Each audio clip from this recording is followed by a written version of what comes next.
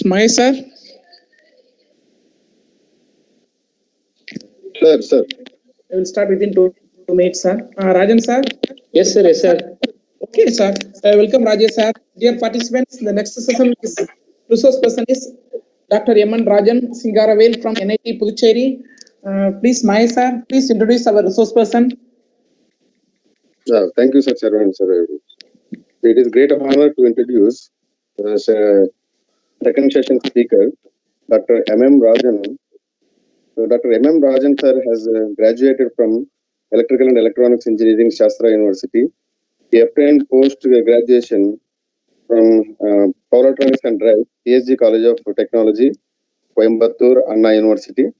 And he obtained his PhD program, National Institute of Technology, Tiruchirappalli, on the title of Sizing of Storage and Invention on Power Electronic Interface for Hybrid Wind PV Energy Conservation Systems. And he received awards from MHRD program for fellowship of Ministry of Human Resource Development Fellowship PhD program funded by Government of India during the period of 2010 and 2010 to 2014. Now, presently, he is working as an assistant professor in National Institute of Technology, Puducherry, Karnataka. He is having the research areas power electronics for renewable energy, microgrids, hybrid wind, distributed generation, battery storage systems. And he published many national and international journals like IEEE, and he presently is having one ongoing project sponsored by DST Sub on the title of Development of Power Electronics Interfaces for Hybrid Wind Driven Induction Generator and PV based distributed generators. So thank you very much, sir. We welcome you, sir. And Thank you. I invite Dr. M M Rajan, sir, to take over the session and deliver the lecture, sir. Thank you, sir. Thank you, sir. Thank you. First of all, I'd like to thank the college management and the Department of EEE, then HOD and the coordinators and all other faculty members for inviting me to this 1 week short-term training program sponsored by AICTE. So with this and thank for the introduction also. So let me start the session without any delay.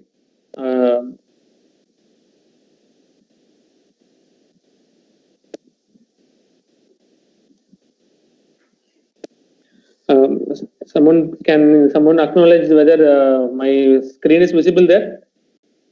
Yeah, it is visible, sir. Rajan sir, it's visible. Okay, thank you, sir. Thank you, sir. Sir, any interruption, please call to my mobile, sir. Please. Sure. Okay, so as I have the title I have given is Hybrid Distributed Generator for Microgrid. I take some time and I spend a few slides on to introduce the microgrids and salient features of microgrid. Covered this topic or not. Anyhow, I feel that before going into the hybrid DG system for microgrid, it will be easy if we have some idea on essential points about the microgrid. Let me start with that. We know that our grid, centralized grid, national grid can be majorly classified as microgrid and macrogrid. Macrogrid are the one which we have been connected till now. So then macrogrid have some other subcategories. So let us not go into that because our focus is on microgrid. So the second category of the grid is microgrid. So this microgrid again can be classified as isolated and grid connected. Isolated grid in the sense if you consider an island with a small interconnected network, then it can be called as isolated microgrid. Grid connected microgrid in the sense if you take any university campus or something, if your university is a microgrid, then we can call that as a grid connected microgrid because it can be operated in islanded mode or as well as in the grid connected mode. Then again, the next subcategories are you may have the microgrid only with fossil fuel based power generation, like a coal power plant, diesel power plant, maybe it may be any conventional fuel based power plant, or it may have a combination of fossil fuel power plants plus renewable energy power plant. Right. This is the classification of microgrid. I mean, a general classification of the microgrid. Now we will see the general aspects of microgrid in a whole, not a particular thing. As a microgrid, what are all the requirements and why we go for microgrids? What are the drivers which is forcing us to go towards microgrid? Anyway, let us see everything one by one. As an electrical engineer, we always rely on IEEE standard for anything. Whatever we do, we compare that with IEEE standard. If it is matching with it, or if we are, if we can match the IEEE standards and specification, then only our results and our proposals, everything will be accepted by the engineering community. This is the case as of now. So, for microgrid also, there are a lot of definitions available in the internet and books. But as I already mentioned, as we depend heavily on IEEE standard, I am giving the definition of microgrid given by IEEE. So as stated here, as shown in the slide, a group of interconnected loads and distributed resources with clearly defined boundaries, which acts as a single entity. Right? So you have interconnected loads, you have distributed energy resources, distributed generators, which means distributed generators, but it acts as a single unit. And with respect to the grid, it can be connected with the grid or it can be operated in island mode. So if your network is having all these properties, then we can call that network as a microgrid. Right? Then another important thing, as shown in the second line, microgrids are not defined by their function. Microgrids are defined by their function, not by their size. Microgrid in the sense, obviously, we will something will come to our mind that so this is something like a small grid or a small level grid. There will be some restriction in the power generation or in the load demand, something like that. Everything is there, but microgrids are not defined based on the size. It is defined by the functionality, right? As I mentioned, as given by the IEEE standard, if you have a group of interconnected load and distributed generators, which can act as a single unit, and that particular unit can be connected into the grid or it can be operated in islanded mode. If you have all this capability, that particular network can be termed as microgrid, right? This is the definition given by the IEEE standards, and it was accepted by the Department of Energy, United States. And from that onwards, this is the definition which are accepted widely by the engineering community. So whatever I have said, whatever was given in the statement, it has been given as a picture. So your microgrid will have distributed generators like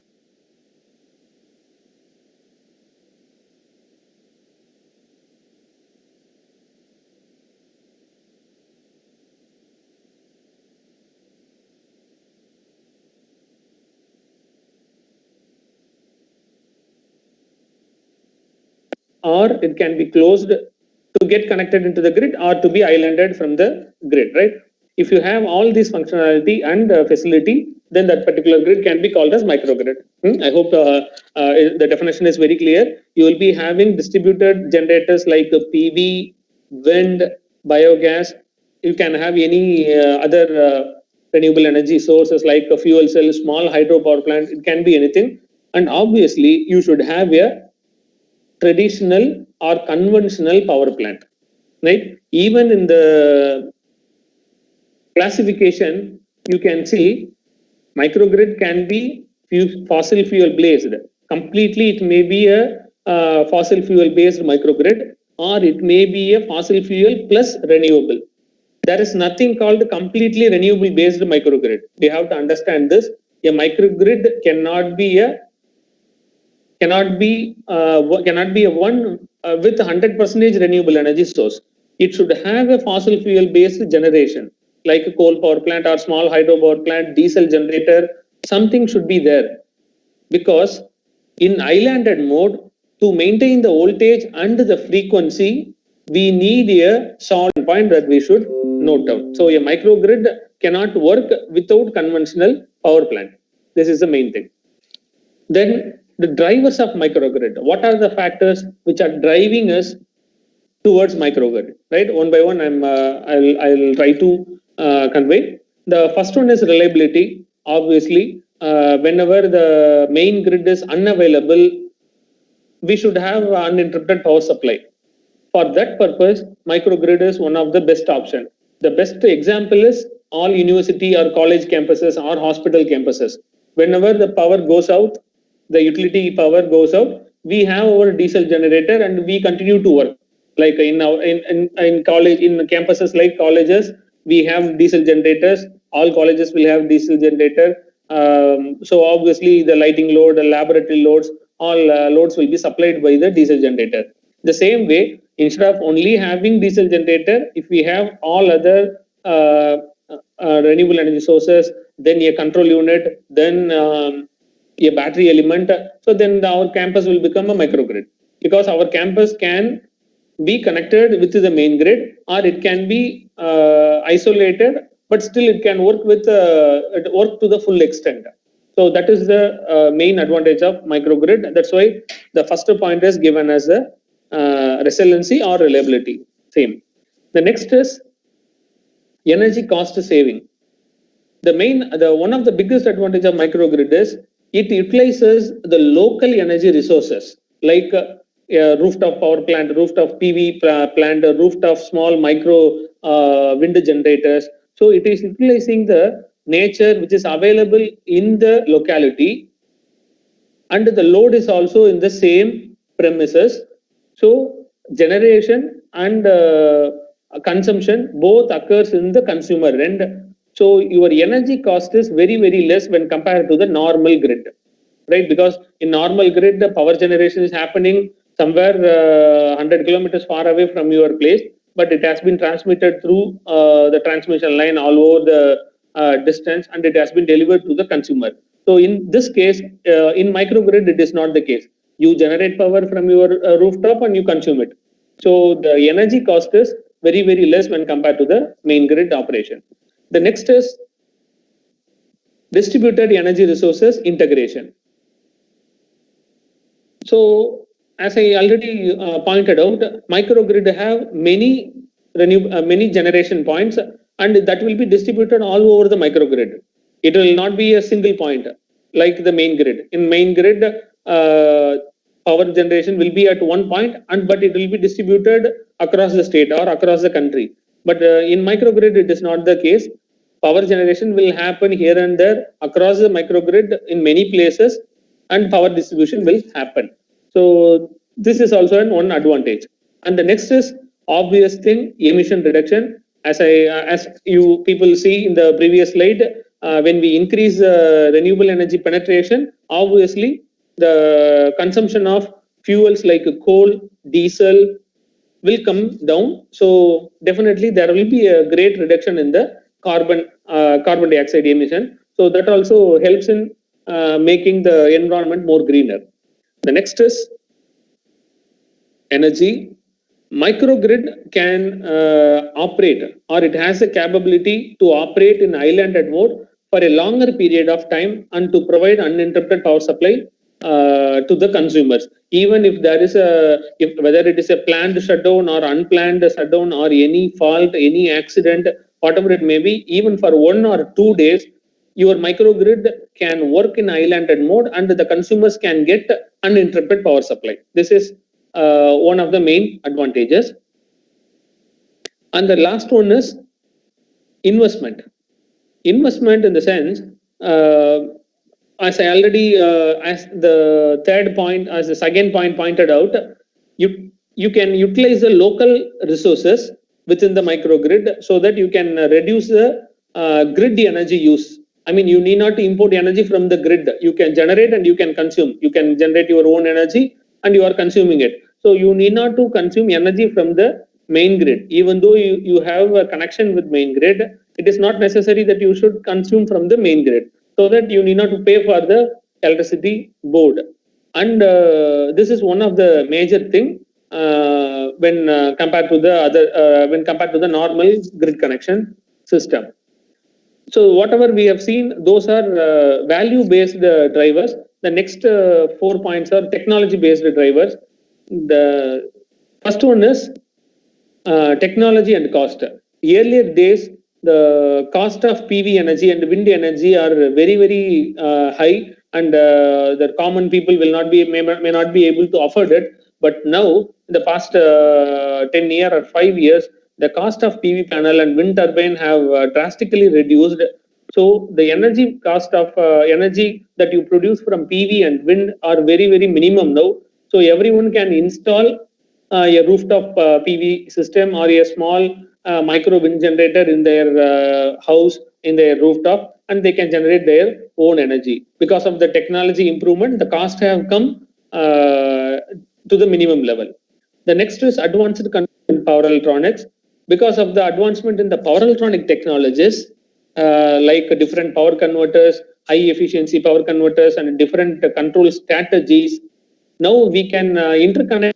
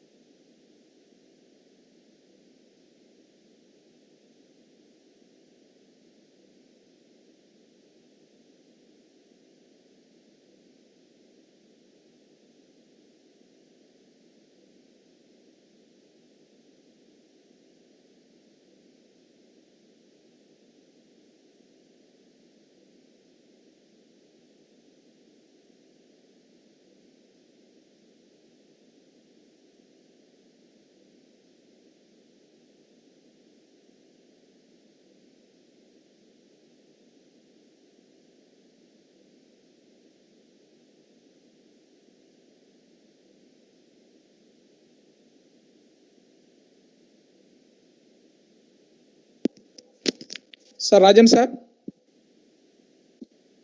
It's Rajan sir.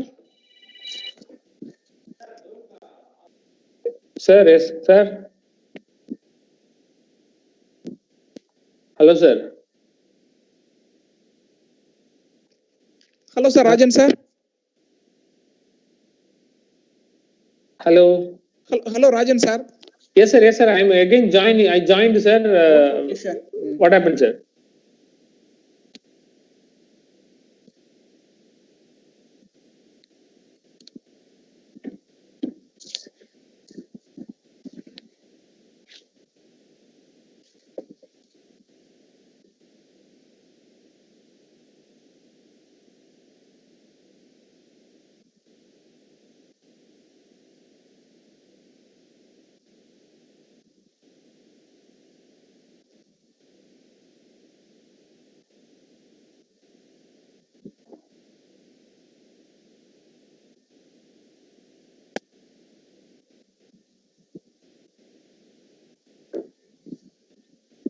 Hello, sir. Sir, can I share now? Yes, sir, to share them, sir. Already given the share option to you, sir. Yes, sir. Yes, sir. I got it. Okay, sure, sir. Sir, when was it disconnected, sir? Which slide, sir? Can I continue or can I go back and start? Sir, it's continue for starting onwards, sir. Hello. No, sir. Just now it's disconnected, sir. Okay, sir. Then no problem. Okay, sir. So this policies initiated by the governments, it is also attracting the.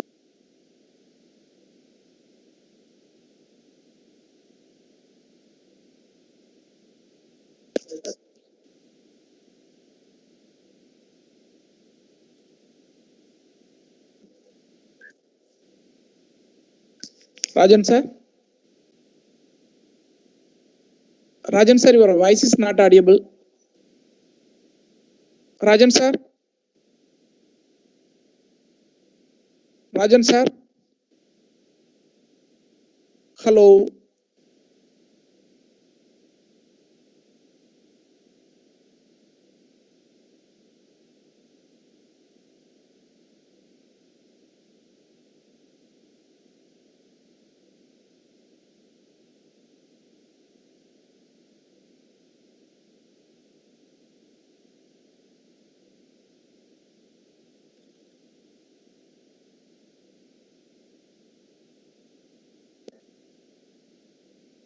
பத்து நிமிஷம் connect ஆக மாட்டேங்குது.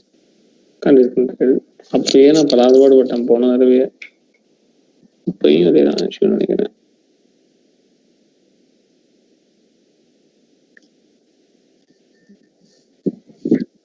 Sir, is it okay? Is it visible, sir? Hello? Rajan sir, it is visible. You continue. Rajan sir, it is visible. It's continue, sir. Okay, thank you, sir. Thank you, sir. Rajan sir. Okay, sir. Thank you, sir. So, from these points, we can easily understand that there are two main points which differentiate the microgrid and the main grid from the other grids. The first point is a microgrid is a collection of generation and the load center with a fixed limit. This is the main thing. You have a group of generation power plants and you have a group of loads, but both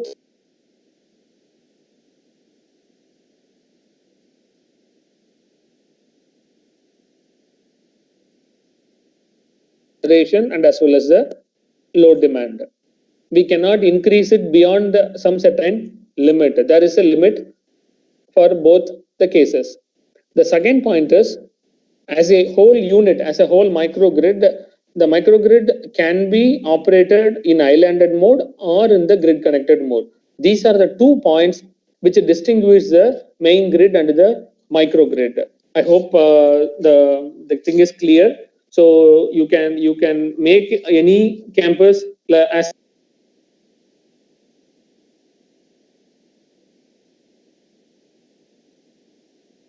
power plant and one distributed battery energy systems and one control unit which can manage all these entities, right? So if you have all these things, then particular campus or network can be defined as microgrid. As I pointed out already, a microgrid can be it can work satisfactorily without any renewable energy resources. But at the same time, a microgrid cannot work without conventional power plant. A conventional power plant is must for a microgrid to operate in islanded mode. This is one of the main point. This is one important point that we should remember. Okay. Anyway, so next I'm going for the types of the microgrid. The types of the microgrid, again, based on many factors, we can go through about the classifications, many factors. Let me give you one such idea. The first is off-grid microgrid. These microgrids are completely isolated.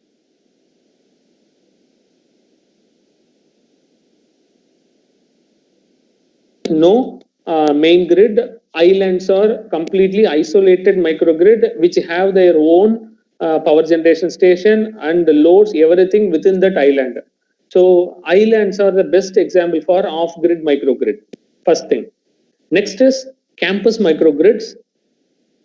It is connected with the main utility grid, but at the same time, and if necessary, the campus can work in islanded mode with full functionality without any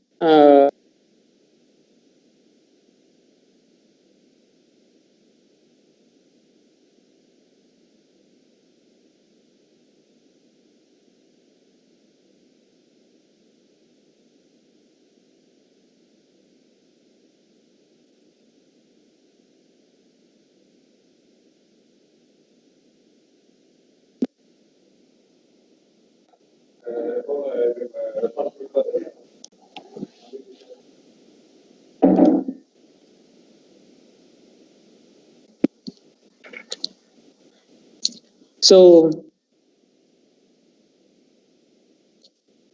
Can I continue?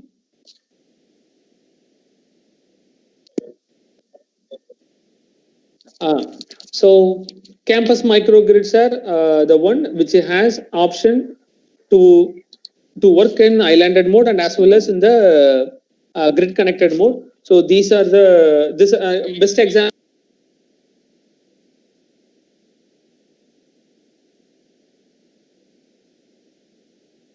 Microgrid. The next is community microgrid. This is also very much similar to the campus microgrid, but the thing is, the types of customers are in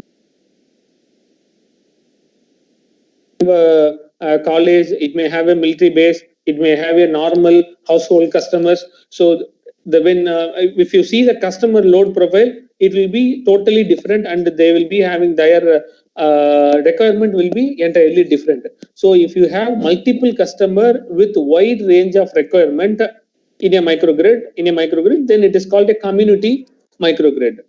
Campus microgrid is not something like that, because campus microgrid, in the sense, if you take a hospital, the loads are defined. All types of loads will be in a similar way, and a same load profile you can expect. One college, there will be one military base, there may be one data center and a few houses. So different types of customers are connected into the grid, then it will become community microgrid. The next one is nanogrid. Nanogrid, if your college is a microgrid and within that campus, if a particular building can operate in islanded mode, then that particular building can be defined as nanogrid. Within the microgrid, if a particular small network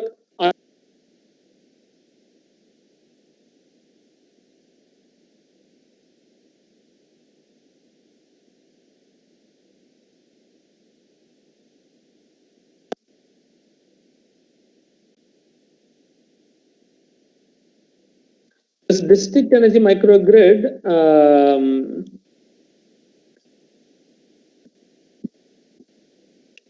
the district energy microgrid will provide you another form of energy apart from electricity. Will provide you another form of energy apart from electricity, something like heat energy.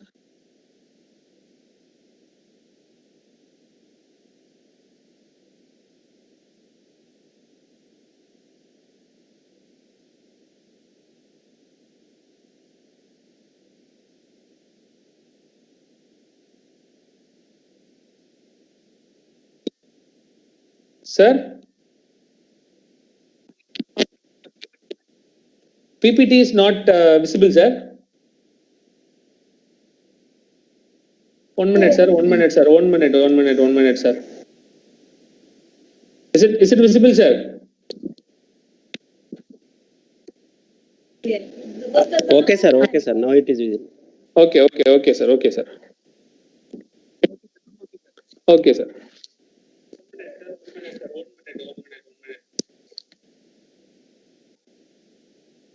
So the last category of microgrid is district energy microgrid. As I mentioned, as I pointed out, this microgrid will provide us another forms of energy like the thermal energy apart from electricity. Right? Not only the electric form of electric energy. Apart from that, it may provide you some other form of energy also. So in that case, it will be called as district energy microgrid. In all microgrid, these four components are the major components. All components of microgrids can be classified under these four major components. First one is load. Second is distributed energy resources, distributed generators. Third is distributed energy storage. Fourth is microgrid control system. Fourth is microgrid control system. So let us see one by one. The first component is main component is load. The load, again, we have many subcategories of load. The first category is critical load. These are the load that must be supplied in all conditions of the microgrid.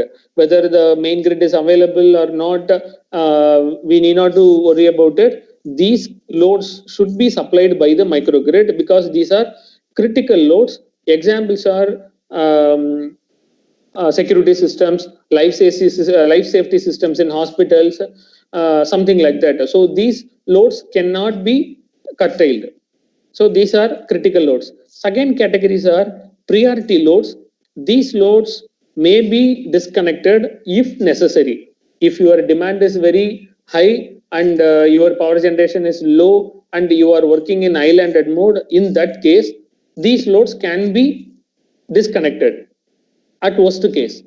Third are periodically interrupted or periodically connected and disconnected at various load level. Example, air conditioning system is not necessary throughout the day, 24/7 it is not necessary. So these loads can be scheduled and it can be connected and disconnected intermittently. Then the fourth category is interruptible loads. So these loads are not having much priority. So whenever your demand is high, you can immediately disconnect these loads, like your water pumping, thermal storage, charging of battery. All these things can be disconnected without any hesitation whenever your demand is going beyond your generation. The last is diversion and dump loads, right? So these loads will be used whenever your generation is much higher than the load demand. Whenever your generation is much higher than the load demand, obviously to maintain the power balance in the microgrid, these loads will be turned on and those excess power will be diverted into the dump loads, right? So these are the 5 categories of the loads. Then next is sources. We have seen 5 categories of the loads. Now the distributed generators are of 2 types. First one is dispatchable unit. Dispatchable unit in the sense conventional power plants, because you can schedule it and you can dispatch it. I need this much of power at this time, something like that. So these are dispatchable unit. The second is non-dispatchable unit, which are renewable energy systems where we have no control over the generating power. So it will be intermittent in nature. So unpredictable and very intermittent by nature. So these are non-dispatchable unit. So you can have, so obviously, as I once again I want to insist this point that your microcontroller may not have this dispatchable unit, but you should have a dispatchable. You should have dispatchable unit. You may not have non-dispatchable unit, or you may have. Right. So we know these dispatchable units are coal power plant, diesel power plant, then small hydro power plant or gas turbine power plant. All these things are coming under dispatchable unit. Non-dispatchable units are renewable energy systems like fuel cells, PV, wind, biomass. All these things are coming under non-dispatchable units. So microgrids will have both these type of resources placed across the distributed across the microgrid. Then third main component of microgrid is distributed energy storage. Like distributed generator, the storage element also will be fixed in many places of the microgrid, not in the single place. It will be available in multiple places. The fourth one is a very important thing. I told because we have seen 3 major components so far. One is load, then distributed energy resources, distributed energy storage. So the fourth component is the one which coordinate the remaining all 3 components. Microgrid control system. So the microgrid control system should have both real-time control and energy management function, which are listed in the slide. First one is it should be able to control the microgrid both in grid connected mode and as well as in the islanded mode. The second one, the microgrid control system should take care about automatic transmission from grid connected mode to islanded mode whenever the main grid is not available. Automatic transition should happen. If this becomes manual, then obviously it is a problem. So automatically your microgrid should start to work in islanded mode whenever it detects the power failure from the main grid. Then third point is resynchronization is also necessary. That also should be taken care by this microgrid control system whenever the power comes from the utility grid. Because whenever the power goes out, automatically it transits from grid connected mode to islanded mode. And whenever the power comes, that has to be detected and the microgrid should be reconnected to the main grid. Both these islanding and the resynchronization should be taken care by microgrid control system automatically. And obviously there should be a proper energy management to optimize both real power and reactive power generation and as well as consumption. All these four functionalities should be taken care by the microgrid control system. Right. So whatever we have covered so far in the past 15-16 slide, everything I have given in a small something like a nutshell. So microgrid can be termed as a scaled down power system, right? A small power system can operate independently or it can be connected to the grid. Second point is, this is the first point. Second point is, you have locally generated power and your consumption is also local and generally connected with the main grid, but it has an option to work in islanded mode. And we have decentralized energy generation, including renewable energies, and we have decentralized energy storage also, right? And we have an option to optimize control of load and other facilities, right? So these are the salient features of microgrid. So with this, I want to give some detail about the one of the state-of-the-art microgrid, which is managed by NRG Energy. This is a private sector, NRG Energy. They have installed a microgrid in Princeton Hospital. It is not here, it is in France, if I'm right. So this is managed by NRG Energy Center. You can see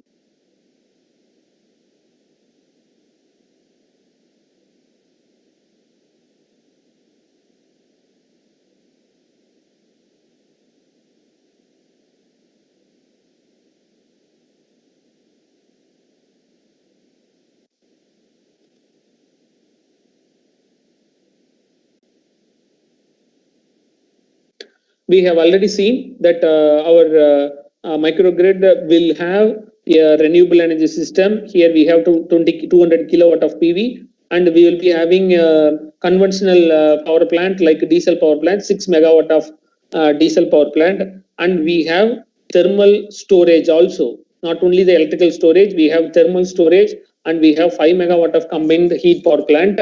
So all these things are combined in the microgrid, which is installed in the Princeton Hospital. And if you remember the definition of district energy microgrid, this particular microgrid comes under the district energy microgrid category, because it is not only supplying the electricity power, it is also providing the thermal storage also. So it is providing thermal energy also to the consumers. So this can be classified, or this can be categorized as district energy microgrid, right? Now this is and in India, microgrid Indian scenario, so far we have solar microgrids. India is mainly focusing on solar microgrid. We have almost installed 1,899 kilowatt of solar microgrid in 63 villages. And again, all these projects are supported by MNRE. Almost 30% of the project cost comes from the MNRE, like as a subsidy. One of the largest microgrid in India was set up by ABB in Vadodara, Gujarat, and it is in the industry. And they have claimed that because of this microgrid, they have reduced 1,400 tons of carbon dioxide emission per year because of the microgrid installed by ABB in Gujarat. This one particular microgrid alone it is bringing down the carbon emission to this greater level. So think about if we go for renewable energy based microgrid all over the country, definitely it will have a very huge impact in the pollution condition, and it will help us to make the environment more greener. And another initiative now in November 2019, Tata Power, we all know it is one of the giant in Indian business market, and they have launched Tata Power Renewable Microgrid in collaboration with the Rockefeller Foundation, and they have set up a target of 10,000 microgrids to provide power to 5 million homes by 2026. It is their target, and if you go to this particular website, you can get more detail about the thing. Even though the microgrid concept is very, it is not so new. They have been talking for the past one and a half decade. But when it comes to Indian scenario, we have a lot of scope to work in microgrid and a lot of scope to do research in microgrid. This is one thing that I wanted to mention very particularly, since our government and our business people are focusing on microgrid. They have started to focusing on microgrid. So obviously there are more scope to contribute towards the microgrid in terms of sizing, in terms of power electronic converters, or in terms of new algorithms for controlling all the loads, energy resources, and storage techniques. So there are a lot of scope in the scope for research in the microgrid area. So now, before going into the main topic, let us see the things which we have seen so far in the past 15-20 slides. It is very clear that we should have a conventional power plant and a renewable power plant. This is must. I hope this point is very clear. We should have a conventional power plant because when during the islanded mode to maintain voltage and frequency, you need a conventional power plant. So that point is phrased. Next is, obviously, we need to go for a renewable energy in the microgrid in order to reduce the carbon emission and to use the naturally available resources. We should go for renewable energy power plants. Obviously, we will be erecting more than 2-3 power plants in the microgrid here and there, and it can be whatever the microgrid which I was mentioning here. It is completely based on solar microgrid. It is completely based on solar. It means it has a conventional power plant. Apart from that, they have only solar, right? So what is the problem in having only solar or only wind or only fuel cell, something like a single renewable energy source? What is the problem in single renewable energy source? In the sense, all these renewable energy sources are very, very intermittent and very, very unpredictable. You know the reason, because these are very, very unpredictable and very, very intermittent in nature. So definitely going for more than one renewable energy source will increase the reliability of the microgrid. One point that we should remember: going for a single source, single renewable energy source microgrid is not such an advisable one. Obviously, it is better to go for a microgrid with more than one renewable energy resources. We have lot of renewable energy resources like PV, wind, then fuel cells, biogas, lot of geothermal energy. So lot of renewable energy resources are available in our country itself. So it is better to go for more than one renewable energy. So which renewable energies can be combined? This is another question. You can combine PV and wind. You can combine PV and fuel cell. You can combine PV and biogas. You can combine wind and fuel cell. So there are a lot of combinations will arise.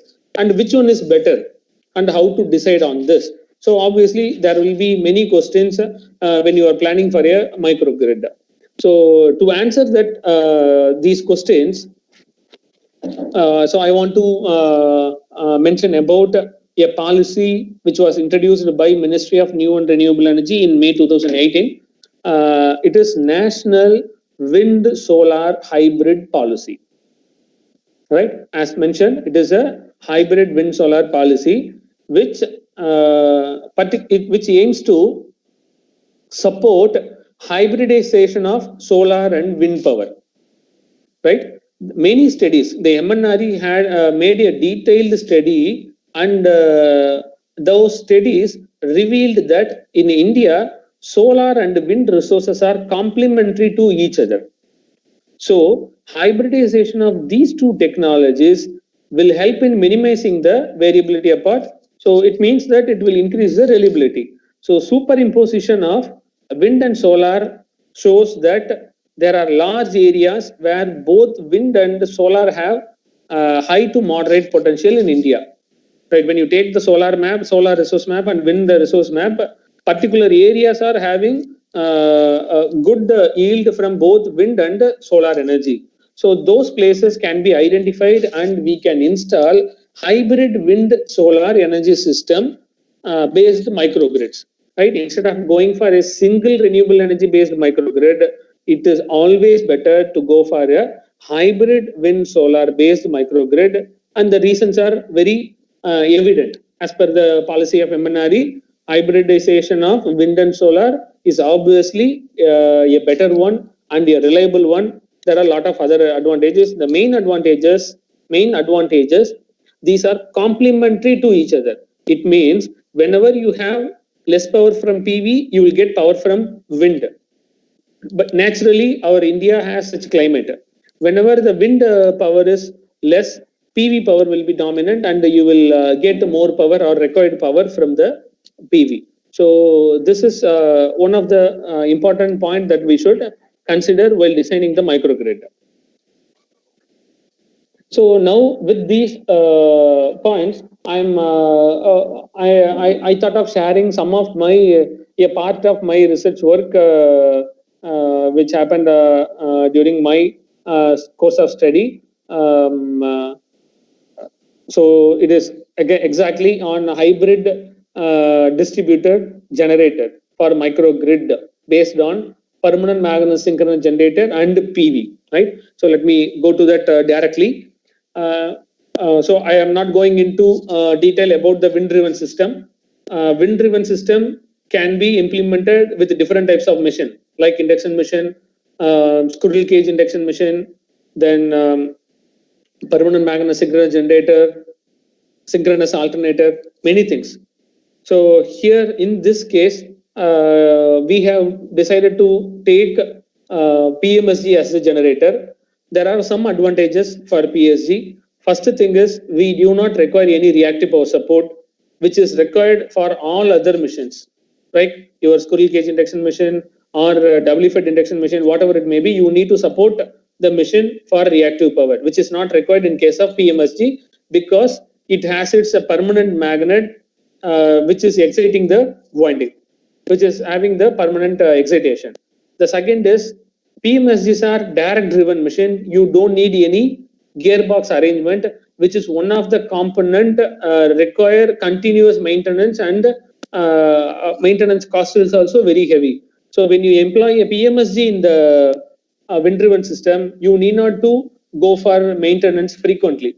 The next is when compared to the other induction machines, PMSG has higher power factor and higher efficiency. So obviously there are some advantages in considering permanent magnet synchronous generator in wind driven system. There are some disadvantages also. The first thing is with respect to the speed, voltage, output voltage of PMSG, I mean the stator voltage magnitude and the frequency, both are variable quantity. So this makes it difficult to synchronize with the microgrid. So you cannot directly synchronize the permanent magnet synchronous generator. You can simply interconnect with the microgrid and it will be locked with the microgrid voltage and microgrid frequency, but it is not the case with the PMSG. So a suitable power electronic interfaces should be defined and a suitable control technique also should be created to interconnect the PMSG system into the grid. This is one disadvantage. So the slides, the block diagram shown in the slide is the generic way or the widely accepted topology for connecting hybrid PMSG-PV system into the grid. This is widely accepted by many researchers across the world, right? So you have a PMSG, and as I told you, the output voltage is variable. Output voltage and frequency both are variable. So we have a rectifier to convert that into a DC voltage. Then we have a DC-DC converter. So we have a PV array. We all know to extract MPPT from PV array, we need a DC-DC converter.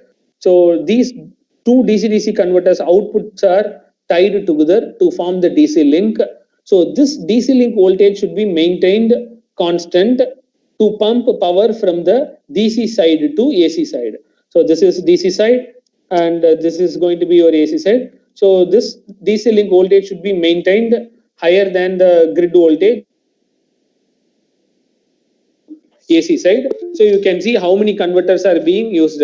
I mean, I think we can eliminate this rectifier. It is not a high frequency rectifier. It is a simple diode bridge based rectifier. So we need not to worry about it. You have a DC-DC converter. You have here one DC-DC converter and one inverter.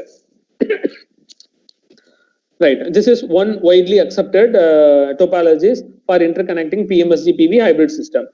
The next is the same topology. Only difference is we have a battery here.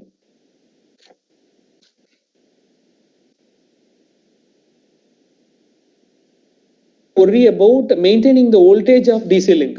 The battery voltage will be fixed, and these DC-DC converters can be operated only to extract maximum power point. So the DC link voltage is fixed, and the synchronization of inverter with the grid becomes more easy. So you need not to worry about the synchronization and the maintenance of DC voltage level. But for a grid connected system, employing a battery is it's not a necessary one. First thing. Again, your number of DC-DC converter and inverters are same. 3 DC-DC converter, 2 DC-DC converters, and 1 inverter is available. Then the next topology is multi-input DC-DC converter. Right? Instead of 2 DC-DC converters, they have gone for multi-input DC-DC converter. It's connected to the grid through an inverter. Right? So here it seems to be it seems to have only one DC-DC converter. But if you thoroughly look into the configuration of this DC-DC converter, it is almost similar to the previous configurations because the number of active power electronic elements are same. In DC-DC converter, we will be having one MOSFET or IGBT. So in earlier cases, we had 2 DC-DC converters, so 2 switches. But in multi-input DC-DC converters, we will be having 2 active power electronic devices, which is also equivalent to 2 different DC-DC converters. There is no major difference in that. So the switching losses, efficiency, everything will be almost similar to the previous cases, right?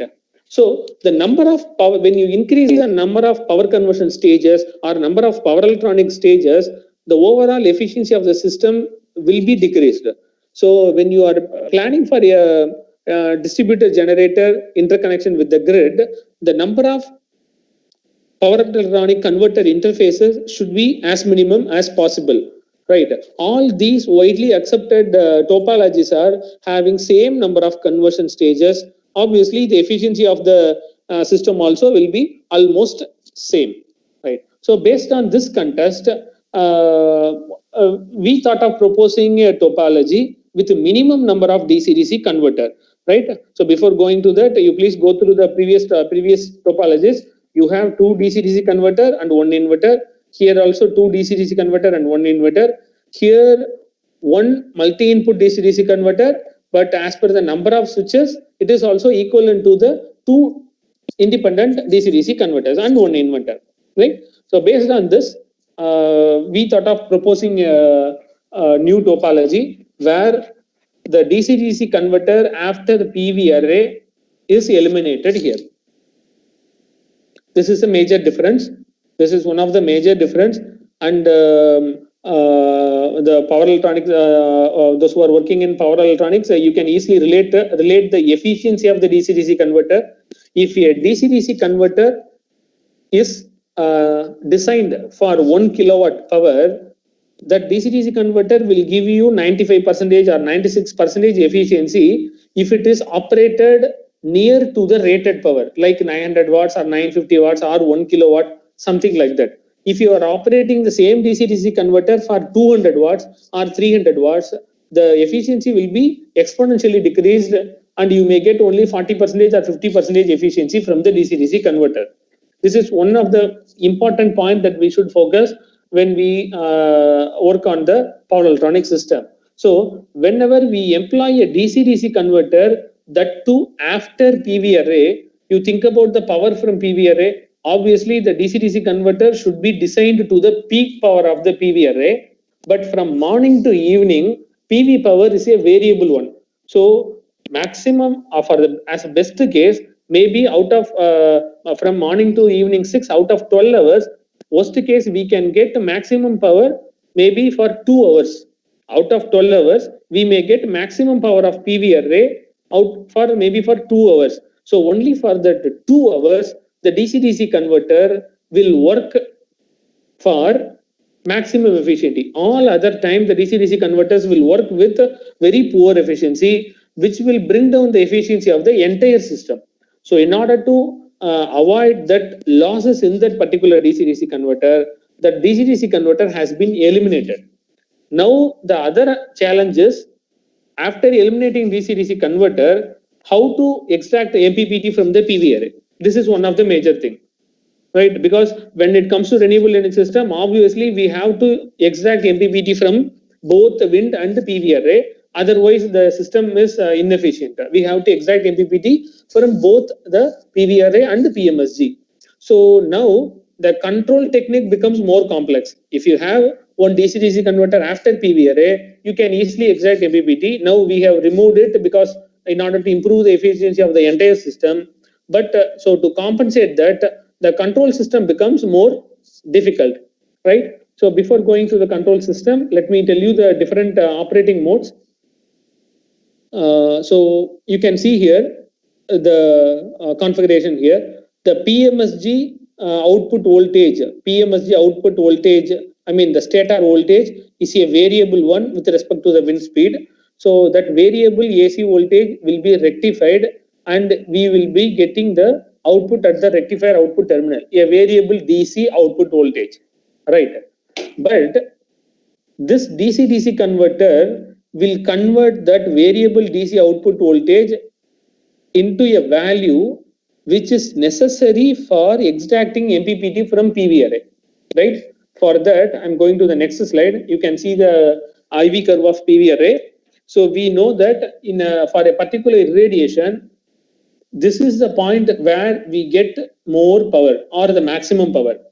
To get maximum power for this particular radiation, I mean to have the operating point at A, the PV array voltage should be at VM, right?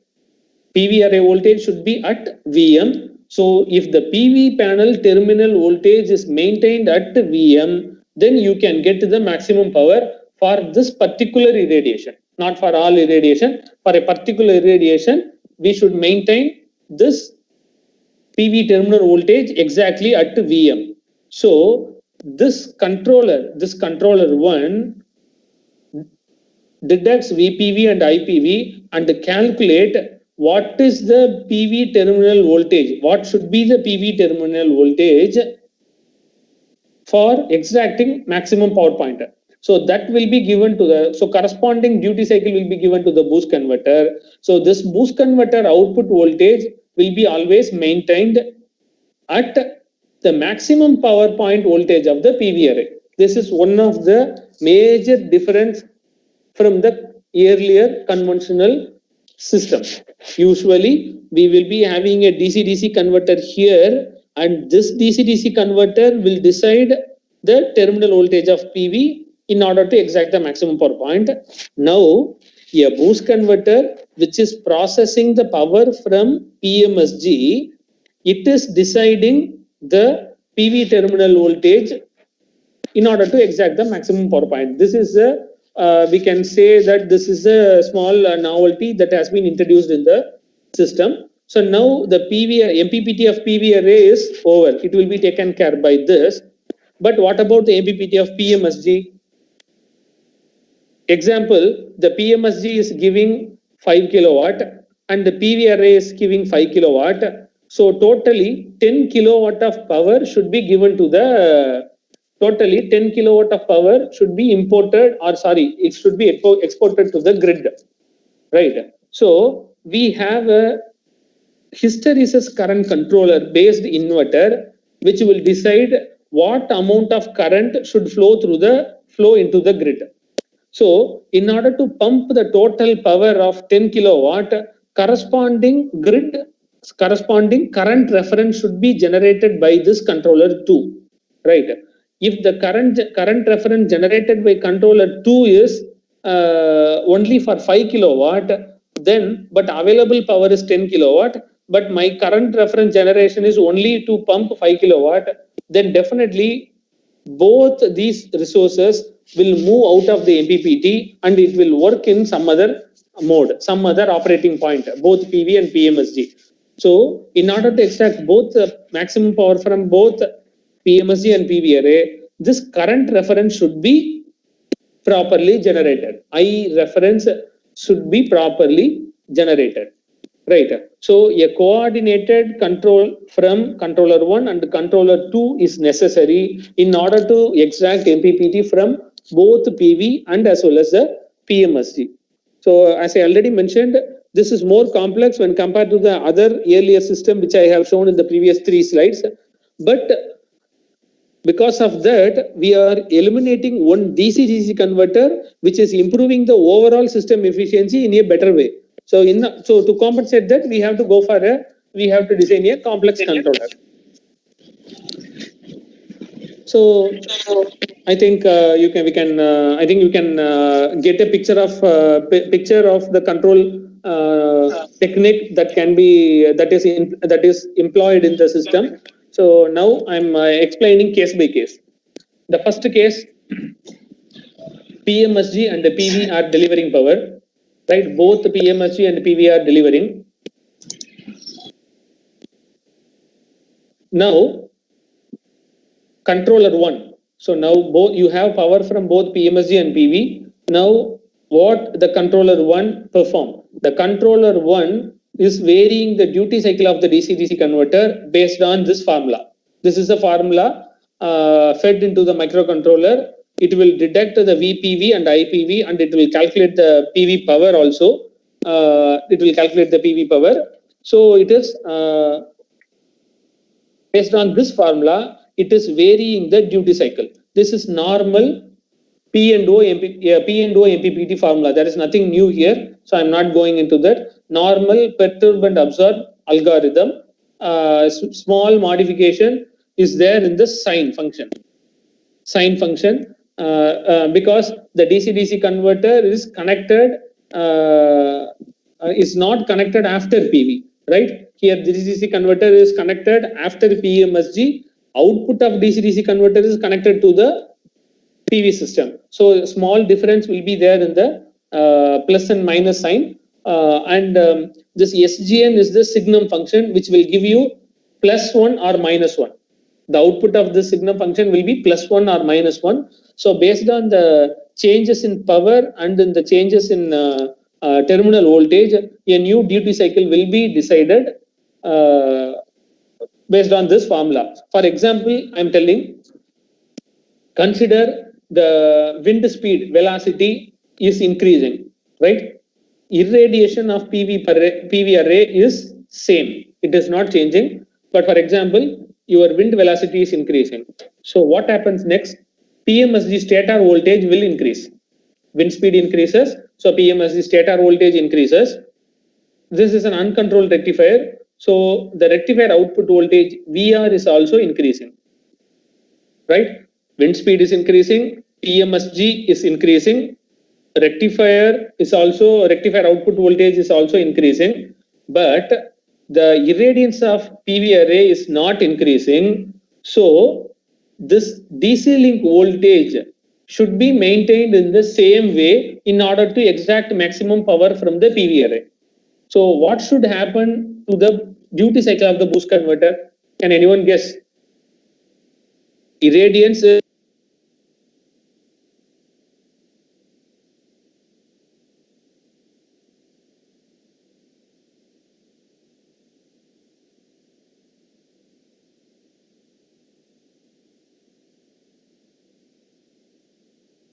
this is happening from this is happening by this equation. If you employ this equation in your microcontroller, this action will take place. I hope it is clear. So your duty cycle will be reduced.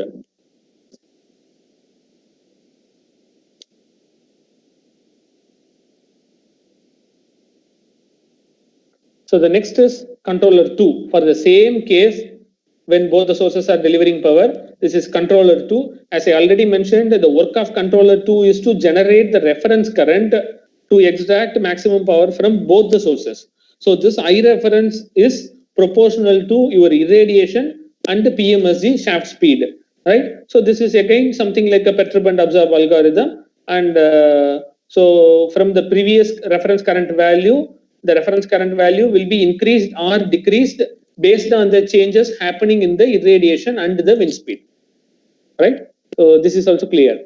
The next case is PMSG alone delivering power. There is no power from PV array. This is the case every day after 6 p.m., right? After 6 p.m. there won't be any radiation, less sunlight. So obviously after 6 p.m. We'll be having power only from the PMSG. So now the controller 1 can skip the MPPT algorithm and it generates duty cycle to maintain the constant DC link voltage. We need some minimum DC link voltage to pump power from DC to AC side. So that will be taken care by the controller 1. And here the controller 2 generates I reference by taking reference from the PMSG alone, from the PMSG speed alone. There is no, and in the previous slide you can see this I reference generation is based on both IPV and IB. IB is boost current, boost converter current, which is coming from the PMSG. IPV is PV current. In this equation, you can see there is no IPV because PV is not available. PV power is not available. Then the next case is PV alone delivering power. Whenever the wind speed is very low, below the cut-in speed, so there will not be any power from the PMSG. So the controller 1 will not produce any pulses.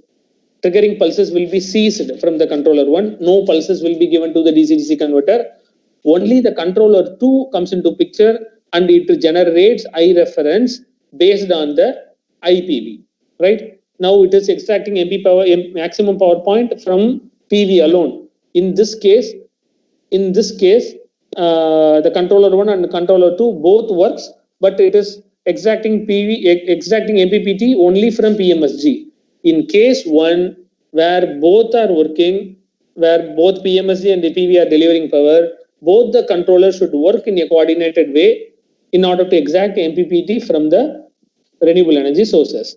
So again, I have given the working condition of controller 1 and controller 2 in a table. The same thing I have explained here. So I think I can skip it.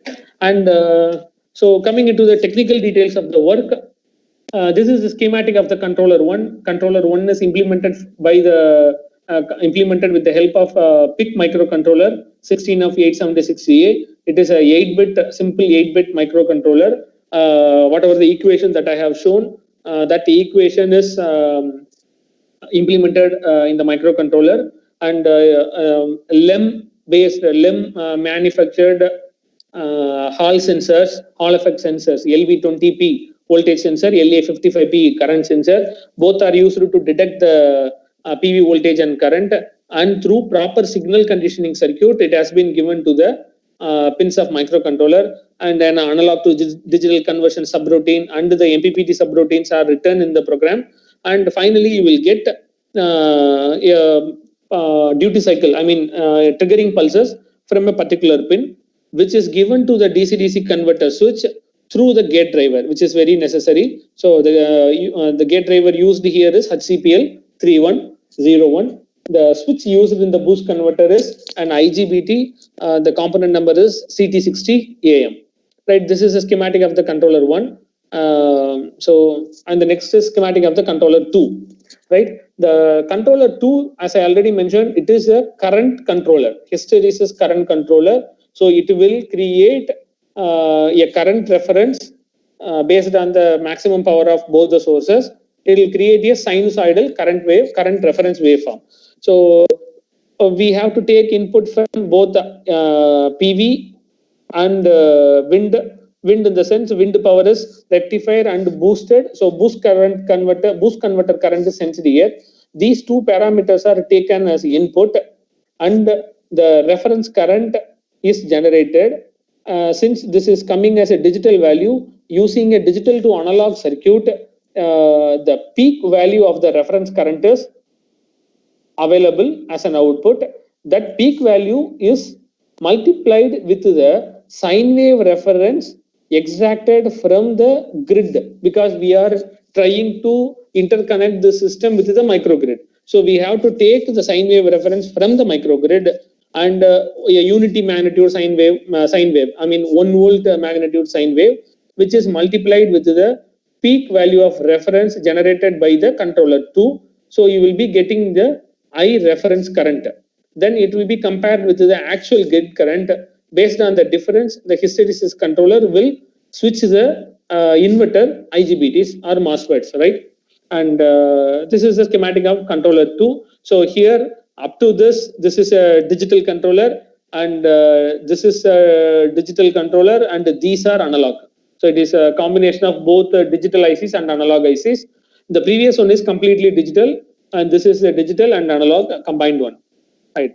So these are the rating of the generators considered for the experimentation work. Both the actual, the values are given in the base value. Later you can convert it.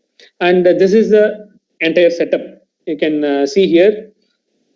And based on the voltage level of the PV, the system is connected to the main grid using an auto transformer, because the PV voltage is very low. So the grid voltage is stepped down with the help of an auto transformer, and the entire system is connected. And PV panels are not shown here. It was fixed in the rooftop, and PMSG is fixed behind this table. So it is also not visible, but you can see the other components here. This is a boost converter.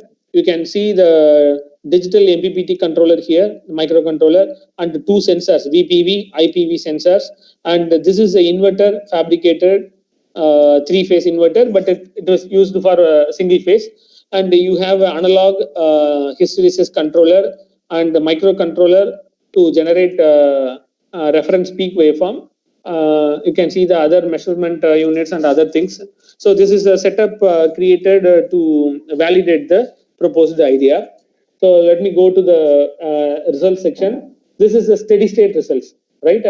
For this particular condition of irradiation, 500 watts per meter square, PMSG speed is 0.55 per unit. For this condition, I hope you understand now both the PV is also available, PMSG power is also available.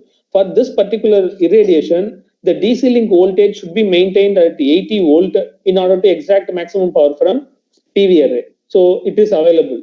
It is fixed by the MPPT controller. This is simulation and this is hardware.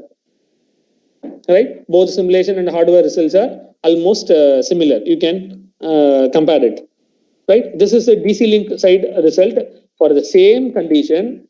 To extract the maximum power from both the sources, we peak current into the grid. Then only the maximum power from both the sources are extracted. So this is generated by the controller 2, and you can see the grid current peak value is 12 ampere. This once again, this is a simulation and this is a hardware result. You can see, you can compare it. As I told you, the grid voltage is stepped down around 80 volt with the help of the auto transformer. You can also see that this is around 80 volt, right? In hardware also it is same, right? And you can see here the grid voltage, both in simulation and hardware, you can see the grid voltage and the grid current both are in phase with each other. So the power factor is unity, so that the power is pumped into the grid at the unity power factor. There is no problem of lagging or supplying reactive power, right? This is one major advantage. The next thing, during the steady state condition, as per the recommendations of IEEE, the voltage THD and current THD should be well below the 5%, and you can see the voltage THD is very well below the prescribed limit, but current THD is just below the limit. So if you fine tune the filter values further, you can reduce that current THD further, right? But these are all in the accepted range, right? So the next is transient response. Usually the system efficiency, or the system, we can say a system is working satisfactorily for all condition when the system works for transient response of the controller or from the source. If any changes occur immediately, your system should adapt to the new steady state condition immediately. So we have checked that also. For that purpose, a step input is given to the PMSG speed, right? Because we cannot give step input to the irradiation because it is decided by the sunlight irradiation. Since PMSG is emulated by a wind generator, is emulated by a PMSG connected with a DC motor prime mover, the PMSG speed is varied from 0.4 per unit to 0.8 per unit immediately or suddenly. So this shows that this is the transient step input in the step change in the PMSG speed. So what happens when the PMSG speed increases? The stator voltage will increase, as I already pointed out.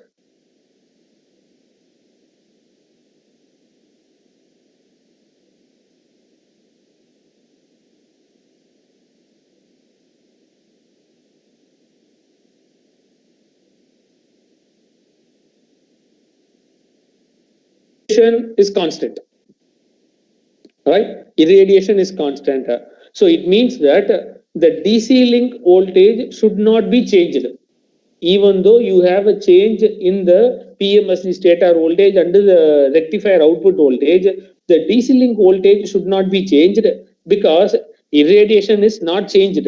So if you change the DC link voltage, PV will move out of the maximum power point operating condition. So in order to maintain the MPPT operation of PV, the DC link voltage should be maintained in the same level. So to achieve that, duty cycle of the boost converter is decreased because input of the boost converter is decreased, but output of the boost converter should be same. So obviously the duty cycle of the boost converter should be decreased. That was happened here, right? The input of the boost converter, which is the rectifier output voltage, is increased suddenly. To maintain the same output DC voltage, the duty cycle of the boost converter is drastically reduced and it was settled in the new value of 40% from 65%, right? So DC link voltage is not disturbed. But what happens actually is the power delivered by the PMSG is increased because the speed has increased. So the actual power delivered to the grid is also increasing. So grid voltage cannot be ampere peak to 18 ampere peak. You can see here.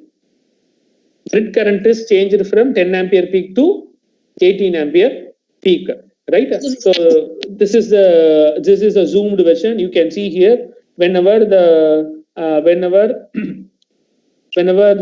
DC link current is increased, you can see DC link voltage is same, but the DC link current is increased.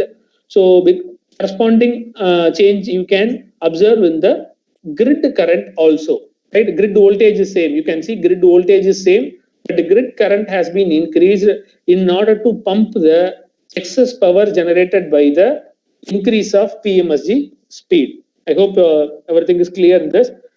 All these diagrams are transient response obtained in the simulation, For the same condition, hardware results. These slides give you the hardware result.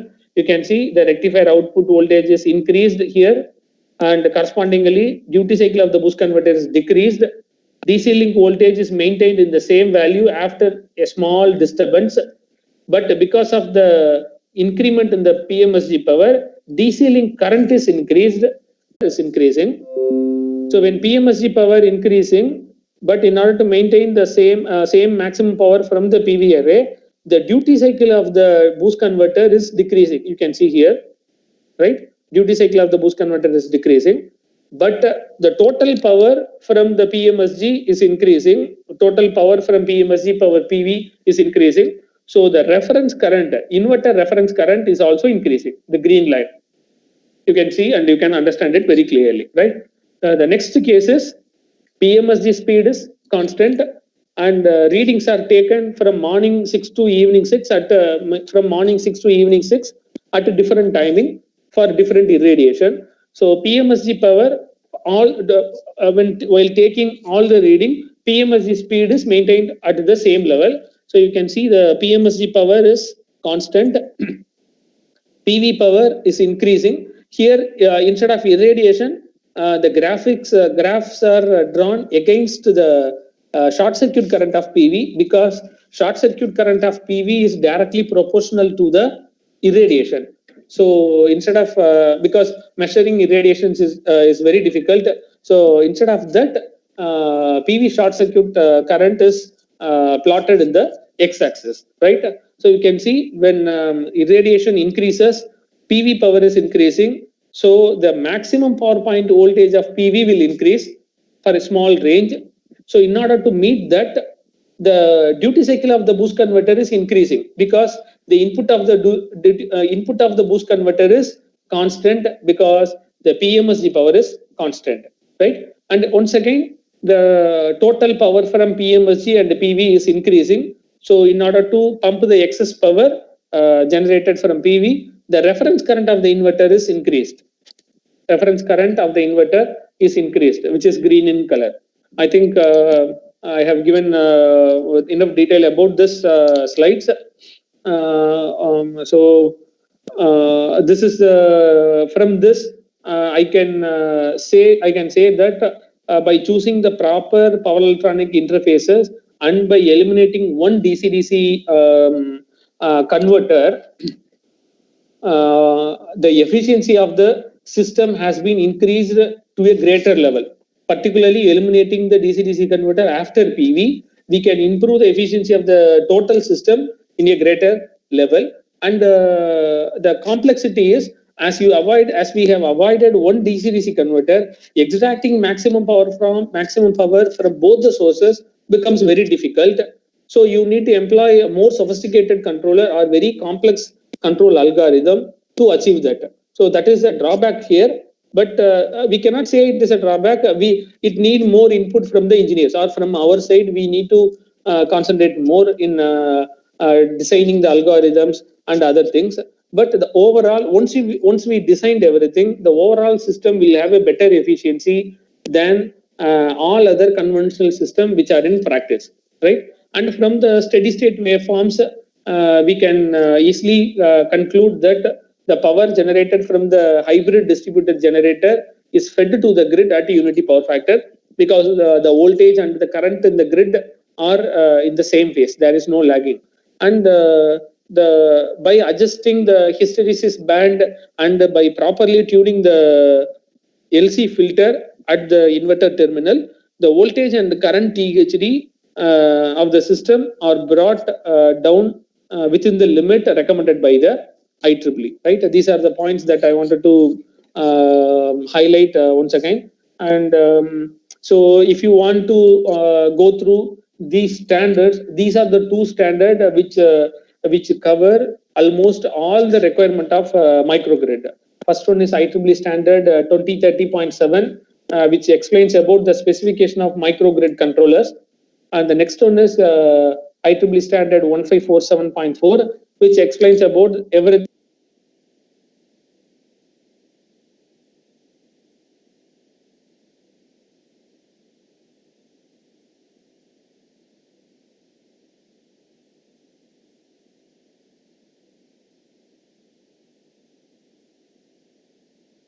happy to answer the queries of participants.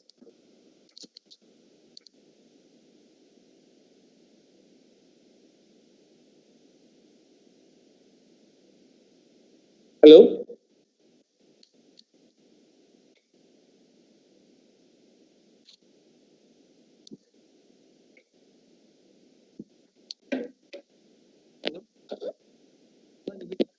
Yes, sir, please.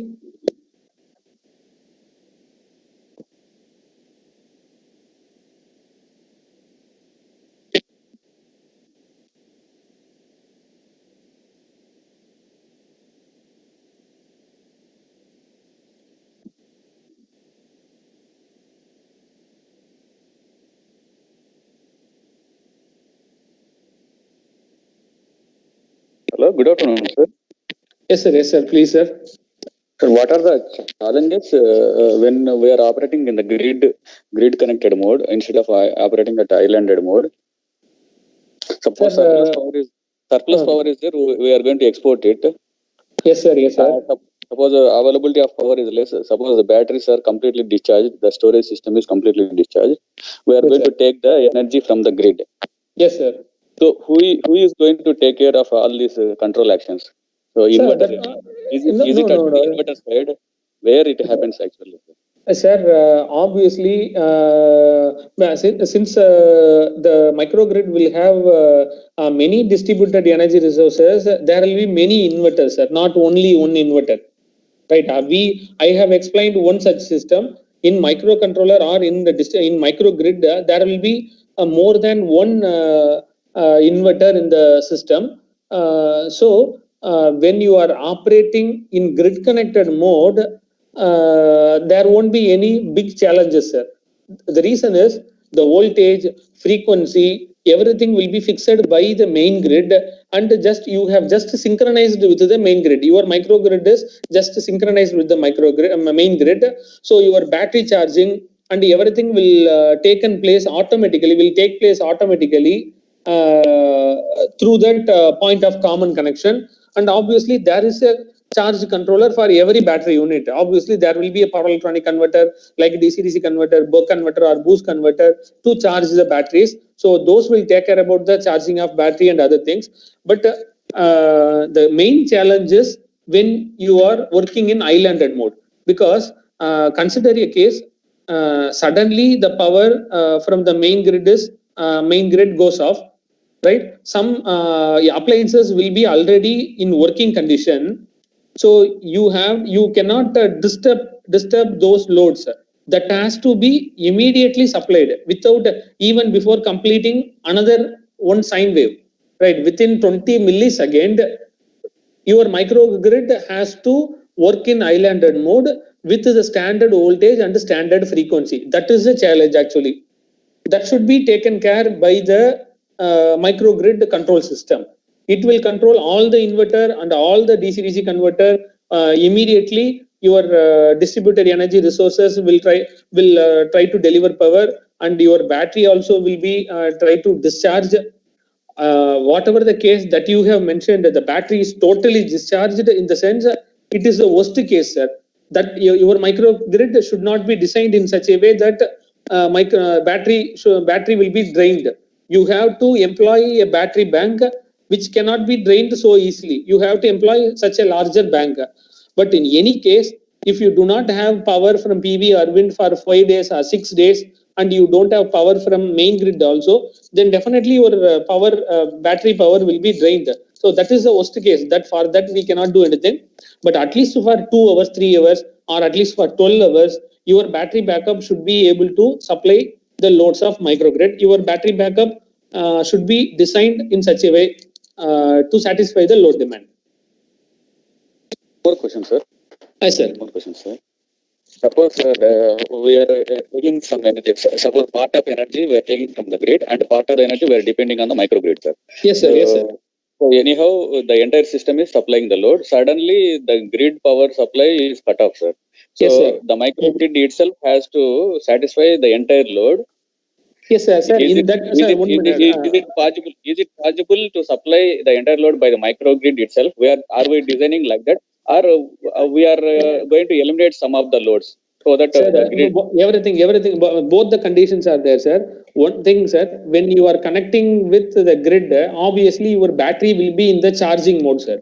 When your microgrid is in connection with the grid, obviously your battery will be in the charging mode.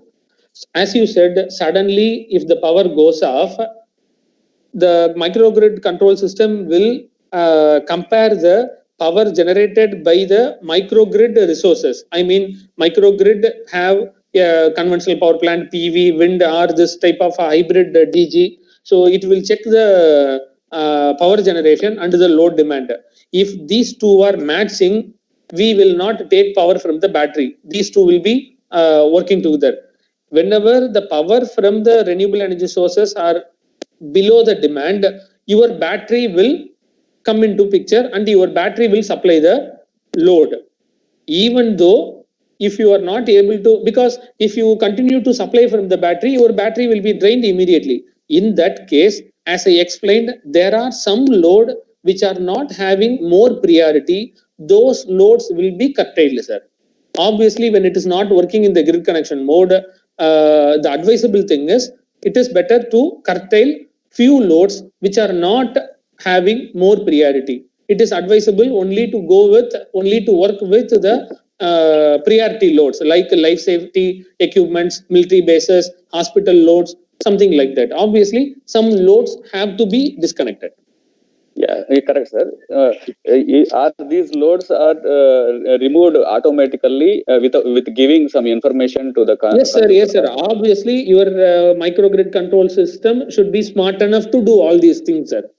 Or manually we need to cut off the manually because the consumer may not know, right, sir, whether the power is coming from microgrid or whether it is coming from utility grid. How consider, sir, consider you have 100 customers in your microgrid. All customers may not be available during the time, or they may not aware, or they may not be technically good enough to understand all these things, sir, because customers are just elements as a fuel, right? Hydrogen and oxygen are the fuel, so you need to have a separate part for it, separate station and everything. But it is possible to combine PV fuel cell or fuel cell and wind.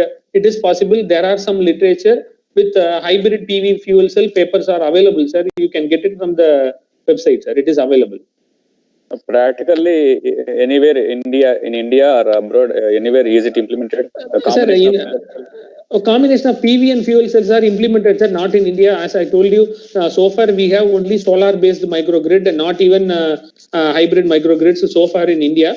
But in Western countries, there are hybrid microgrids which has both the fuel cells and other things, sir. Thank you. Thank you, sir. Thank you. Thank you, Rajan sir. If any other participants having any queries, it's unmute your audio and interact with them.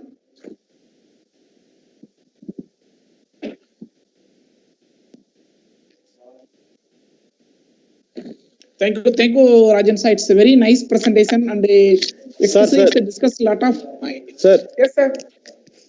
Hello. Sir. Sir. Sir. Yes, sir. Yes, sir. Please. Hello. Yes, sir. Please, sir. Yes, sir. Your voice is audible. Tell me, sir. Sir, this is Sharma from North. Sir, I have one question, sir. Yes, sir.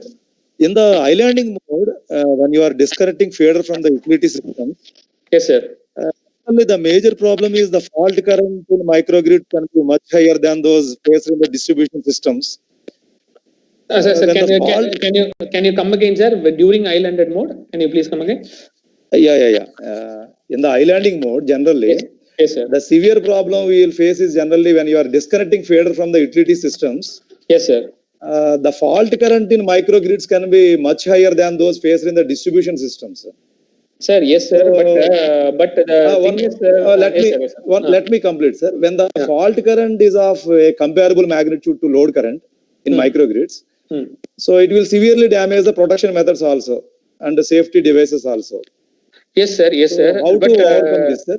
Yes, sir. But sir, maybe my answer may not precisely satisfy you, sir. But the thing is, when we go for islanded modes, whenever there is no power from the grid, then only we go for islanded mode, sir. When we will be trying to go for islanding mode. Otherwise, we won't purposefully we won't go for islanding mode, sir. One thing. Sir, whether my audio is clear, sir? Whether I am audible? Yes, sir. Yes, sir. Yes, sir. Very clear, sir. It's answer also. It's exactly correct, sir. This islanded mode, one for normally it's having the only for the remote location, or it's unable to provide the grid connected in the particular place. And whenever the grid power whenever the grid is not supplying power, then only we go for islanded mode, sir. We won't intentionally disconnect the microgrid from the islanded mode. So obviously there won't be any power from the main grid to the microgrid. So before going to the islanded mode, obviously our loads and the generation should be scheduled or controlled in order to minimize the fault current. Then only this islanding should take place, sir. That is the main work of the microgrid controller, sir. Particularly the last slide I have given the standard. In that standard, they have given everything very clearly. So how an islanding should be done, how much time should be taken, what are the different types of islanding available. As you mentioned, how we should reduce the fault current, what are the precautionary measures should be taken. Everything is given clearly in that particular standard.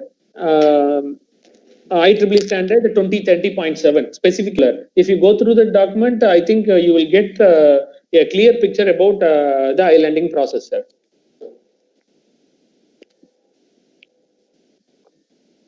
Hello. So participants, any other queries? Dear participants, any other queries?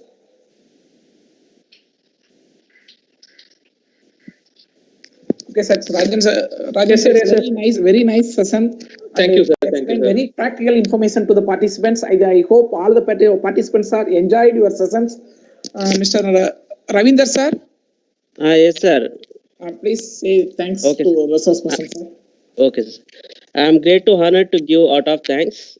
I would like to thank Dr. Rajan sir for giving his valuable sessions on microgrid and different aspects, like what in that microgrid, what are the classification is there and how they are connected, and during islanded case, what are the functions are going and what are the control techniques are there. And again, sir is explained about MPPT techniques, and this session is very valuable and it is most motivated for the researchers and the faculty members to understand the new topics. Thank you, sir, for giving a valuable session for us.